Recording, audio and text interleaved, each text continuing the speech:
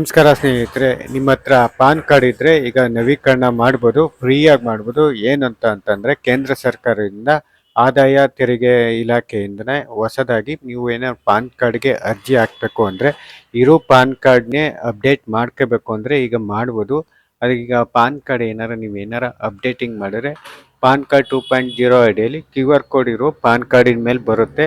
ಅದು ಫ್ರೀಯಾಗೆ ಅಪ್ಡೇಟಿಂಗ್ ಮಾಡ್ಕೋಬೋದು. ಹಳೆ ಪಾನ್ ಕಾರ್ಡ್ಗೆ ಹೊಸ್ದಾಗಿ ಹಾಕೋದಾದ್ರೆ ಅಮೌಂಟ್ ಚಾರ್ಜ್ ಆಗುತ್ತೆ. ಮತ್ತು ಹಳೆ ನಿಮ್ಮ ಪಾನ್ ಕಾರ್ಡ್ಗಿತ್ತು ಅಂತ ಅಂದರೆ ಫೋನ್ ನಂಬರು ಮತ್ತು ಜಿಮೇಲು ಅಡ್ರೆಸ್ಸು ಎಲ್ಲ ಅಪ್ಡೇಟ್ ಮಾಡ್ಕೋಬೋದು. ಫ್ರೀಯಾಗಿ ನವೀಕರಣ ಮಾಡ್ಕೋಬೋದು. QR ಕೋಡ್ ಇರೋದು ಪಾನ್ ಕಾರ್ಡ್ ಬರುತ್ತೆ. ಇದು ಮುಂದಕ್ಕೆ ರೂಲ್ಸ್ ಮಾಡ್ಬೋದು, ಪ್ರತಿಯೊಬ್ಬರು ಮಾಡಿಸ್ಲೇಬೇಕು ಅಂತ. ಆವಾಗ ನಿಮ್ಮ ಪಾನ್ ಕಾರ್ಡ ಪ್ರತಿಯೊಬ್ಬರು ಮಾಡಿಸ್ಲೇಬೇಕಾಗುತ್ತೆ.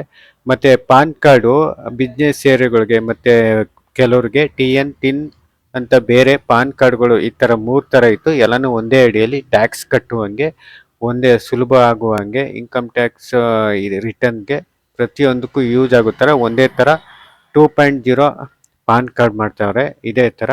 ಮತ್ತು ಪಾನ್ ಕಾರ್ಡ್ ಬಗ್ಗೆ ಇನ್ನೂ ಮಾಹಿತಿಗಳನ್ನು ತಿಳಿಸ್ಕೊಡ್ತೀನಿ ನಿಮಗೆ. ನಿಮ್ಮ ಪಾನ್ ಸಂಖ್ಯೆ ಬದಲಿಸಲು ಅಗತ್ಯವಿದೆ ಅಂದರೆ ಇಲ್ಲ, ಪಾನ್ ಸಂಖ್ಯೆ ಯಾವತ್ತೂ ಚೇಂಜ್ ಆಗಲ್ಲ. ಮತ್ತು ನವೀಕರಿಸ್ಬೋದು ಪ್ರತಿಯೊಂದು ಪಾನ್ ಕಾರ್ಡಲ್ಲಿರೋ ಡೀಟೇಲ್ಸ್ಗಳನ್ನೇ, ಜಿಮೇಲು, ಫೋನ್ ನಂಬರು ಇವೆಲ್ಲನೇ.